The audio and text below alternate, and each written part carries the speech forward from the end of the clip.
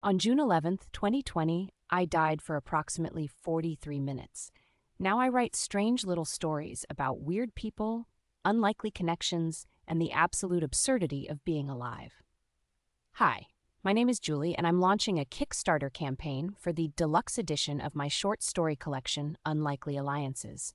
You may have noticed I'm using an AI-synthesized voice instead of appearing on camera myself.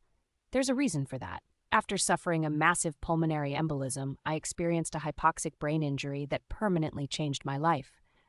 I live with significant physical limitations now.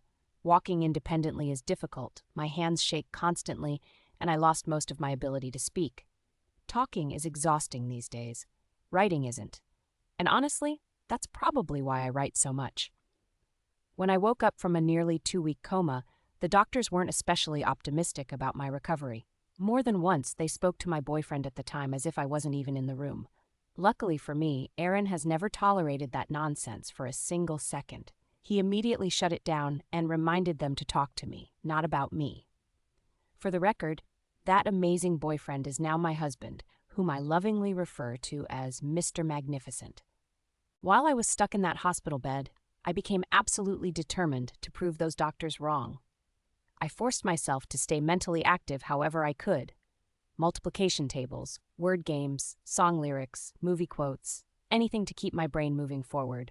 But honestly, more than anything else, I just wanted to go home and snuggle with my cat. After nearly 7 weeks in the hospital, I finally walked out those doors. And despite everything that happened, my overwhelming feeling isn't bitterness. It's gratitude. Gratitude for the ER team who refused to let me die. Gratitude for my husband, whose love carried me through the worst moments of my life. And gratitude for the simple fact that I'm still here at all. Writing became my compass after that. It helped me find my way back to myself. Whether I'm jotting down observations about everyday life or writing bizarre fictional disasters involving deeply questionable decision-making, storytelling gives me a way to process the world and celebrate how far I've come.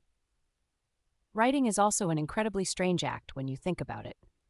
I sit alone with my thoughts, caffeine, music, and an alarming number of open browser tabs, slowly building stories one sentence at a time. Then eventually, I throw them out into the world and hope they connect with someone.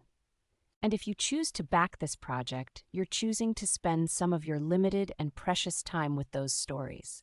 Time you could have spent doing literally anything else, including doom-scrolling yourself into a mild existential crisis or reorganizing a drawer that will absolutely fall apart again within a week. Which brings me to this campaign.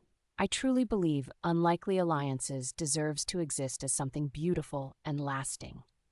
These stories are weird, intentionally so, but underneath the absurdity, they're about connection, about finding meaning in unexpected places, about the strange creatures, chaotic people, and improbable relationships that somehow make life richer, funnier, and more bearable. Unlikely alliances, as it turns out, are kind of my thing. With your help, I want to create a gorgeous deluxe edition of this collection, something filled with stunning artwork, premium formatting, and special details that transform these strange little stories into a true physical experience.